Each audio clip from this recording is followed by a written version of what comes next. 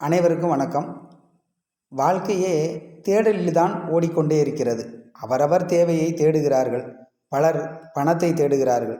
சிலர் மட்டும் தன் வாழ்வில் தன்னை தேடுகிறார்கள். தன்னை தேடுபவர்கள் இனி பிறவா நிலை அடைகிறார்கள். ஆனந்தமாக வாழும் வழியும் நிரந்தரமான சந்தோஷத்தையும் அடைகிறார்கள். மெய்யை அறிந்து உணர்ந்து அவர்கள் பிறவா நிலை அடைகிறார்கள். உலகில் எதை கற்றுக்கொள்ள வேண்டும் என்றாலும் அதற்கு ஆசான் வேண்டும்.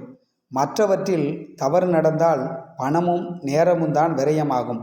ஆனால் தவம் செய்வதில் நாம் தவறு நேர்ந்துவிட்டால் வாழ்க்கையே பறிபோய்விடும். அதனால் கண்டிப்பாக தவம் செய்வதற்கு குரு அவசியம். ஆனால் தியானம் செய்வதற்கு குரு அவசியமல்ல. தவம் வேறு, தியானம் வேறு. குரு அவசியம் என்பதை நாம் அகஸ்தியர் பாடலில் இருந்து தெரிந்து கொள்ளலாம். சரியாக ஆத்துமத்தின் கசட்டை தீர்க்கும் சர்க்குருவை தேடி போய் சரணம் செய்தால் அறிவாதம் காண்பிப்பார் அநேகர் உண்டு, அப்புவியில் அவர்களை நீ தேடுவாயே என்று அகஸ்தியர் கூறுகிறார்.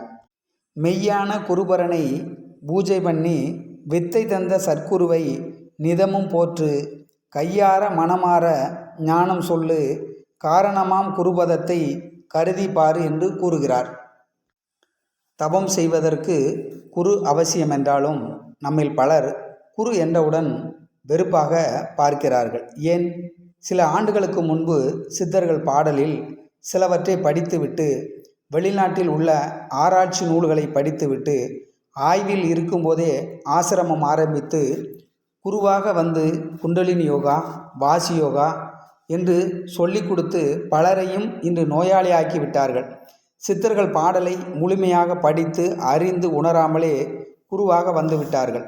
ஆன்மீகத்தில் நுழைந்த சில காலங்களிலே சூழ்நிலையும் வாய்ப்புகளும் கிடைத்துவிட்டால் போதும், அவர்கள் குருவாகி விடுகிறார்கள். இவர்கள் தவறான பயிற்சியால் உடல் நிலை பாதிக்கப்பட்டு பலர் இன்று துன்பத்தில் இருக்கிறார்கள்.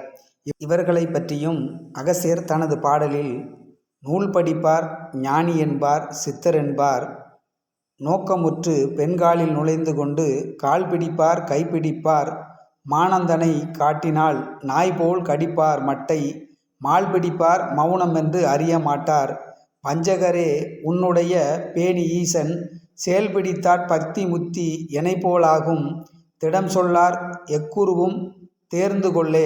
இதுபோன்று பொய்யான குருவும் அகஸ்தியர் காலத்திலே வாழ்ந்திருக்கிறார்கள். அதனால்தான் அகஸ்தியர் குருவிடமே கேள்வி கேட்க சொல்கிறார்.